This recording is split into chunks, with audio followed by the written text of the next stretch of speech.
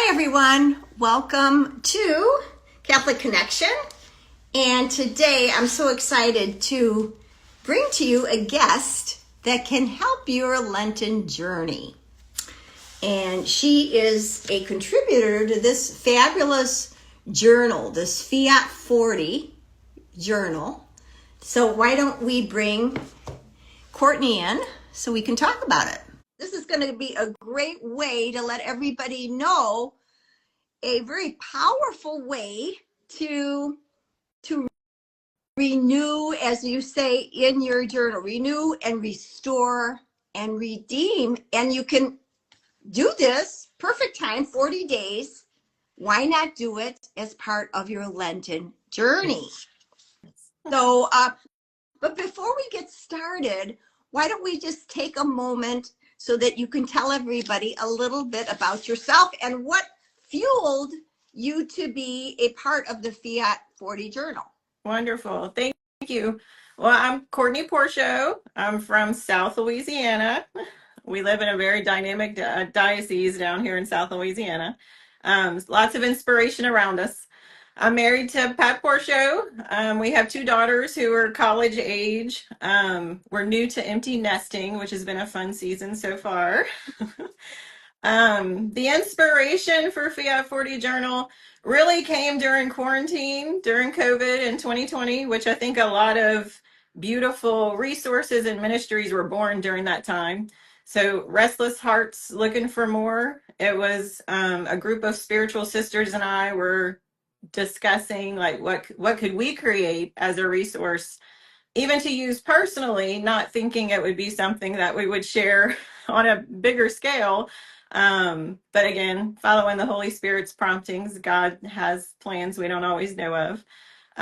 So I thought Fiat 40 would be something we do privately in a short period of time. 4 years later, finally, we're able to complete the project. With two of the spiritual sisters, as well as my oldest daughter, Emma, and my mother. So it ended up just being more than I could have imagined, more than I could have hoped for, came together beautifully. And yeah, with the Holy Spirit's divine inspiring, I think we created this resource that hopefully will touch women's lives and allow for some healing and renewal and restoration. Yes, and I can see how this is possible using this beautiful journal, just so everybody has a look at the journal. Beautiful artwork, beautiful design. And within it, what I loved about it is that it will guide you step by step. And as you mentioned, this can be done alone. This can be done in a group, small group. How about a group of maybe your friends from your parish or your family or friends? And it's a great way to incorporate and exchange your ideas and your reflections. And like I said, you really have it broken down, very easy to follow every day. So like day one, welcome. It's your introduction. Mm-hmm. And you have a reflection. I love the fact that you give a lot of room for writing in the journal. And so it does guide you. And then if you're doing this with a group, you can discuss. The questions are listed here, that what you can discuss following that day's reflection and reading.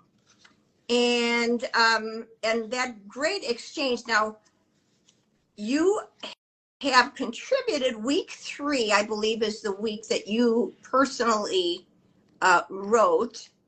But every week, let's see, week 3, yeah, the journey to hope. Yes. So this is wonderful. And we just happen to be, right in the season, right before Lent. But I love in the book, they have a lot of resources for readers to tap in back to the book. There's prayers, mm-hmm. which I love. There's different litanies in the back. And then it's a call to action, right? You're also encouraging the reader, the participant, a call to action, a call to service. Yes. the book was broken down into 5 weeks, 5 writers, 40 days. So the 3 prep days were intentionally for us as women because we tend to make excuses or take our time to really commit to something. We want to make sure, family obligations don't get in the way. So that's why I intentionally put the 3 prep days so we could really unpack our obstacles. Think about who we would want to join us if we want to do this in community. It was written in community with the intention to participate in the journal in community because we were created for a community and we grow in community. And then the 5 weeks of journaling. So each of us has a different topic and it follows Mary with a focus on the theological virtues. And then the 2 wrap-up days on days 39 and 40 to really reflect back on how you've grown. Did you identify, a wound or a sin that has gotten in the way and you were really able to move through that? Moving forward, what does that look like? How am I going to cling to my community and continue to grow in that space? And then the commitments, yes. So you can do it any 40 days of the year, but Lent obviously being 40 days. And the commitments give it a natural prayer, sacrifice, and service. So we put some suggestions for the commitments in the back of the book. However, you can add to those. Those can be personal, change those up as needed. So with each daily reflection and journaling, each week you'll have new commitments to choose from. Yeah. And that was intentional as well, because sometimes it's difficult to not do something for 40 days, but if we make it more tangible in a shorter period of time, and then sometimes we need to do more than one thing, so to have a different sacrifice or service. Right.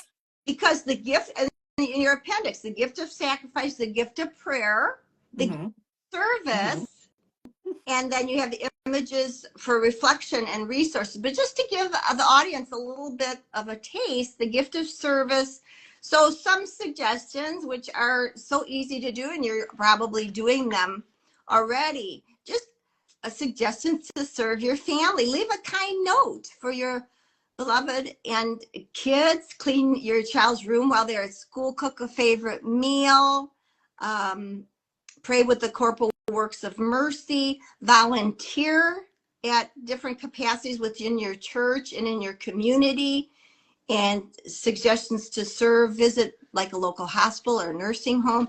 So you really give us a great way to reflect now. If we're going to start this during Lent, I always want to prepare myself and get the resources available. So if you're thinking you might want to host a group study, then you would reach out to you at www.fiat40journal.com, or if you're watching here on Instagram, just go and maybe message you right at your page.